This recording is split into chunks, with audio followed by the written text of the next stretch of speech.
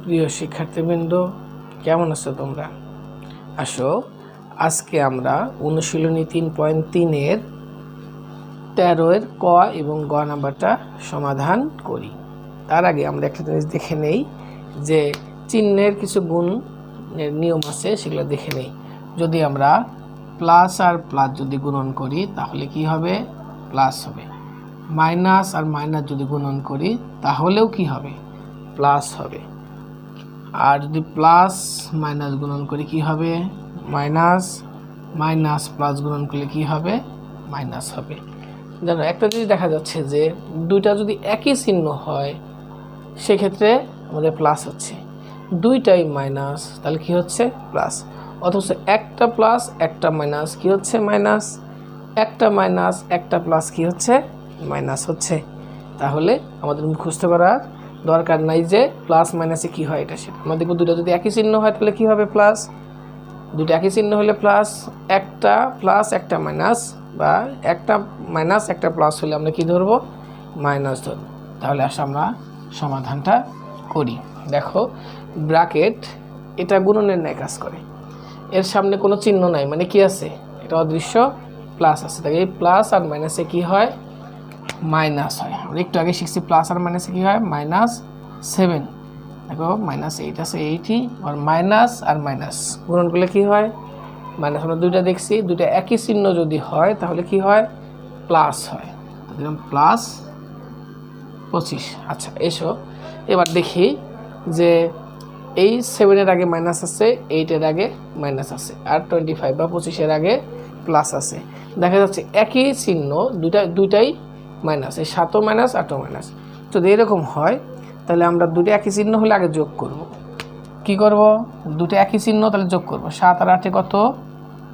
15। এখন দেখো দুইটার আগে কি আছে? মাইনাস, তাহলে দিব কি? মাইনাসই হবে। কারণ কি? দেখো, তোমরা এইভাবে বলতে পারো যে এই 7 টাকা মাইনাস হচ্ছে ঋণাত্মক, মাইনাস চিহ্নটা হচ্ছে ঋণাত্মক, ঋণাত্মক হলো ঋণ। তুমি এখানে কয় টাকা ঋণ আসো? ধরো 7 টাকা ঋণ আসো। এখানে কয় টাকা ঋণ আসো? 8 টাকা ঋণ আসো। তাহলে 7 টাকা ঋণ আর 8 টাকা ঋণ, তাহলে তুমি মোট কত টাকা ঋণ হলে? 15 টাকা ঋণ হলে, কিন্তু এই কারণে ঋণাত্মক চিহ্ন দিছি। আর প্লাস 25। এখন একটা মাইনাস একটা প্লাস, তাহলে আমরা কি করব? আমরা করব বিয়োগ করব, বড়টা থেকে ছোটটা বিয়োগ করব। একটা মাইনাস একটা প্লাস থাকলে আমরা বিয়োগ করব, বড়টা থেকে ছোটটা বিয়োগ করব। দেখো, বড় কি? 25, 25 থেকে 15 বিয়োগ করলে কত হয়? 10 হয়। এবার চিহ্ন বসাবো। কার চিহ্ন বসাবো? বড়টার চিহ্ন। দেখো, 15-এর চিহ্ন মাইনাস আর বড়টার চিহ্ন হচ্ছে 25, 25-এর চিহ্ন হচ্ছে প্লাস, তাহলে আমরা প্লাস চিহ্ন বসাবো। এখানে প্লাস চিহ্ন বসানোর দরকার নাই, কারণ সামনে কোনো চিহ্ন নাই, মানে কি আছে? প্লাস আছে। তাহলে এটার সমাধান কত হলো? 10 হলো। একইভাবে এটা আমরা করি। দেখো, ব্র্যাকেটগুলো গুণনের ন্যায় কাজ করে, ইন্টু ন্যায় কাজ করে, তাহলে তার সামনে এখানে কোনো চিহ্ন নাই, মানে কি আছে? প্লাস আছে। প্লাস আর মাইনাসে কি হয়? প্লাস আর মাইনাসে কি হচ্ছে? -7।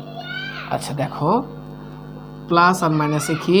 -8, প্লাস আর মাইনাসে কি? -90। দেখো, এবার তিনটাই কি চিহ্ন? মাইনাস চিহ্ন।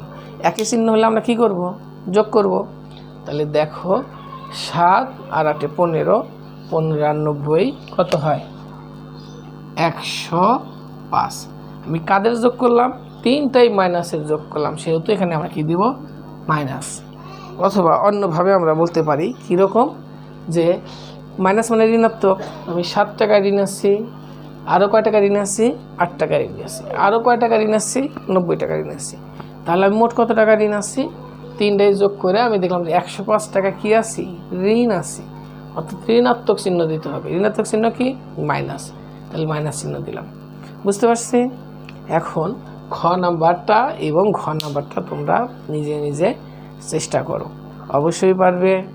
চেষ্টা করতে থাকো আর মনোযোগী হও, পড়াশোনা করো। এরপরে আমি পরের দিন ক্লাস নিয়ে আসবো, অবশ্যই সাথে থাকবে। ধন্যবাদ সবাইকে।